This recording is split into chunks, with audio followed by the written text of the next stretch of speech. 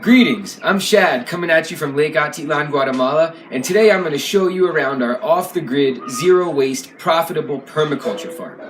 One of the big ideas of permaculture is that we use nature as our guide, and we mimic the natural patterns, and in turn design ecosystems that can meet all of our needs. One of the big patterns that we can observe in nature is that nature produces no waste. There is no such thing as waste in nature because every output of one thing is used in turn by something else, continually adding to the diversity and complexity of the system. So that idea of producing no waste has been a central theme in the design of our own house and permaculture farm. Since the beginning of the farm, we made the decision to be completely off the grid and aim to meet all of our energy needs as locally and sustainably as possible. For several years, we lived without electricity and thoroughly enjoyed it, but more recently we made the upgrade to a small solar system that consists of 3 90-watt panels and 2 batteries. I really want to stress here that going off the grid is not just about going out and buying a bunch of fancy equipment. Really, it's about looking deeply at our actual energy needs and devising strategies for how we can reduce our usage and consumption. Furthermore, sustainability is a process, and it's achieved only through work and accepting constant feedback. For example, our cooking energy is still not 100% sustainable. We mainly use a rocket stove with firewood that we grow on the land, but we also use a propane tank for a lot of our cooking. Our goal in the future is to build a biodigester that will produce methane and hopefully reduce our need for propane. But at the current moment, we haven't achieved that yet. Beyond our energy use, all of our buildings as well are designed to feature locally available renewable materials. As with our house and other farm buildings, the seed house here is a perfect example of a natural building made exclusively from materials we find on our land.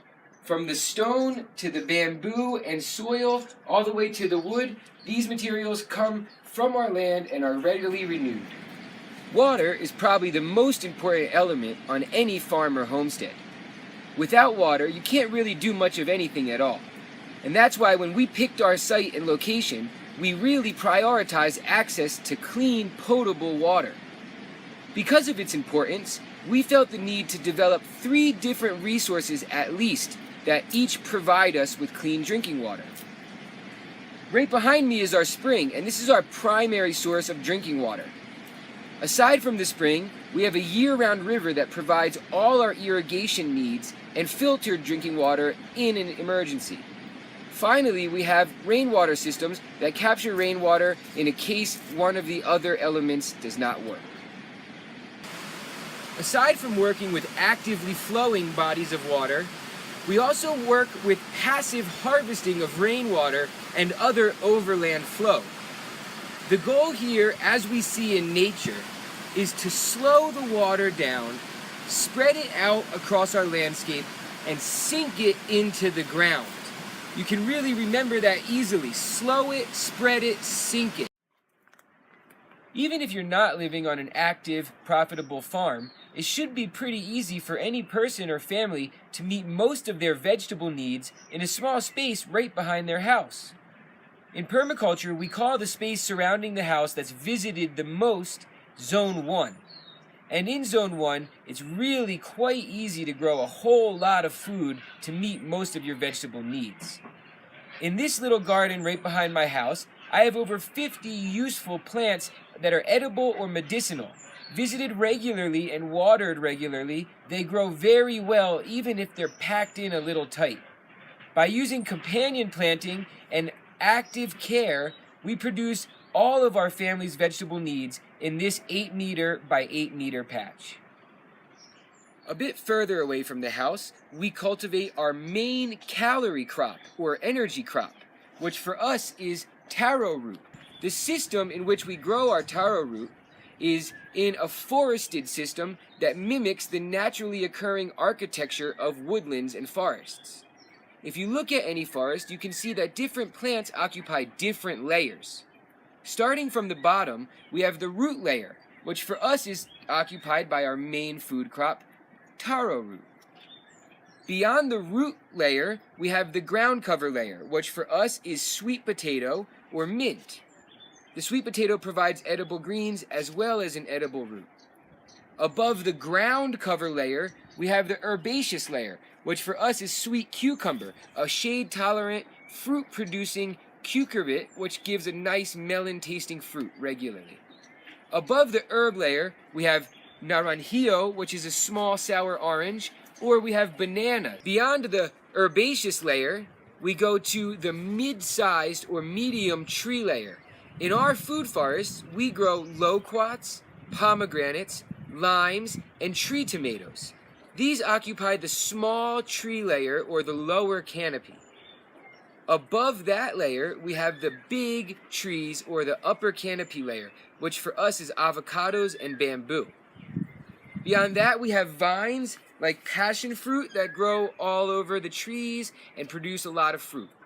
We also have mushrooms growing, which occupy an 8th layer in a naturally occurring forest. Together, these plants provide a large amount of fruit that meets our fruit needs and keeps our diet exciting, but it really produces our taro root, which is our major calorie crop.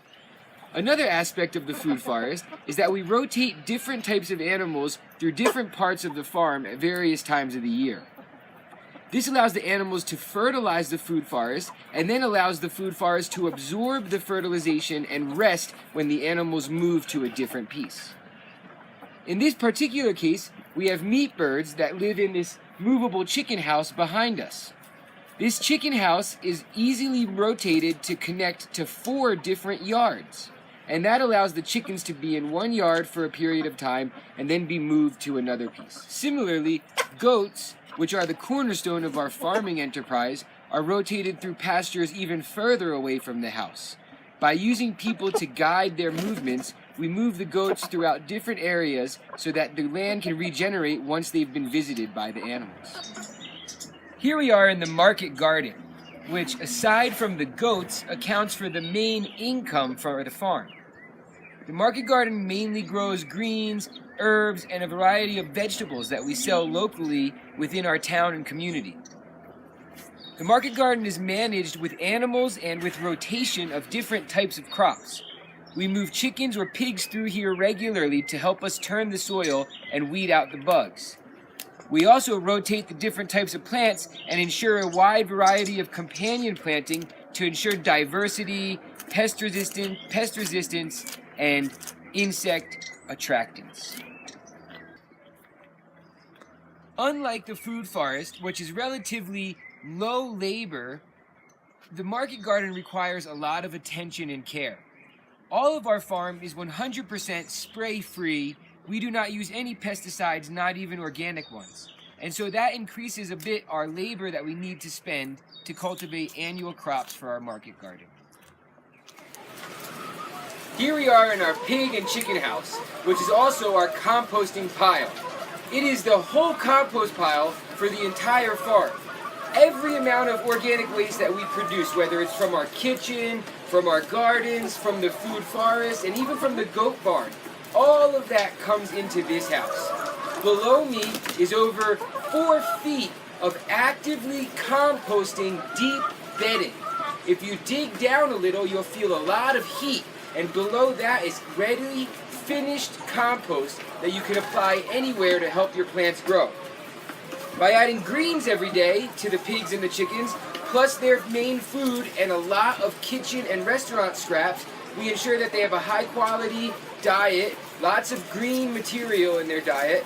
They get airflow, sun, and lots of exercise. Most importantly is they get food and nutrition from the compost pile, and they're our primary turners. So they do all the work while producing eggs and compost. Well, maybe not all of our organic waste goes to the chicken house. Right here behind me is our composting toilet, which allows us to convert our human waste into a rich natural resource, which is fertilizer for our fruit trees. Since we began, we always had the idea that it's not really good for us to let our waste become someone else's problem. When you flush a toilet, your poop goes away from your land and becomes someone else's troubles. Similarly, any plastic that we find or that we produce, we don't let it leave our land.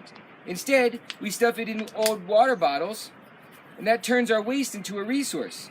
These eco-bricks can be used to make garden beds, or benches, or walls.